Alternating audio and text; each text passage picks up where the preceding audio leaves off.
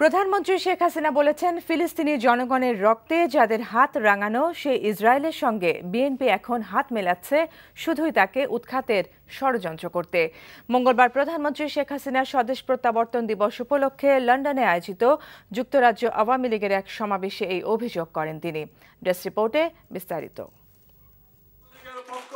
প্রধানমন্ত্রী বলেন, বিএনপি জামাত আন্দোলনের নামে সারা দেশে শত শত মানুষের রক্ত ঝরিয়েছে। গুপ্ত হত্যা, মসজিদের ইমাম, বিশ্ববিদ্যালয়ের শিক্ষক এবং সাম্প্রতিক সময়ে জুলহাসকে হত্যা করে দেশে অরাজক পরিস্থিতির সৃষ্টি করছে।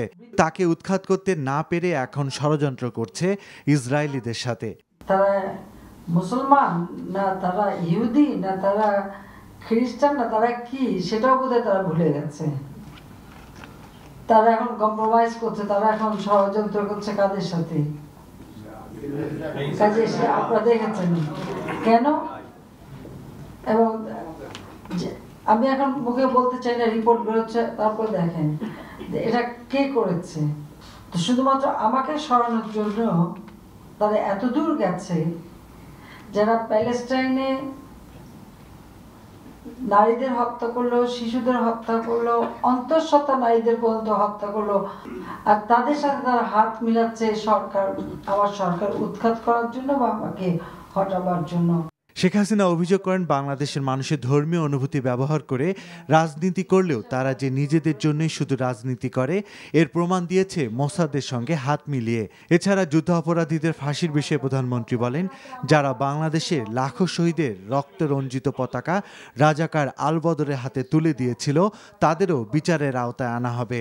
যারা আমার দেশের লাখো শহীদের রক্ত রঞ্জিত পতাকা ওই আলবদর রাজাকার যুদ্ধাপরাধীদের হাতে তুলে দিয়েছে, যাদের বিচার হয়েছে, বিচারের সাজা পেয়েছে, সেই সাজা কার্যকর হয়েছে, কাজী যারা তাদের হাতে ওই পতাকা তুলে দিয়েছে তাদেরও বিচার বাংলাদেশে।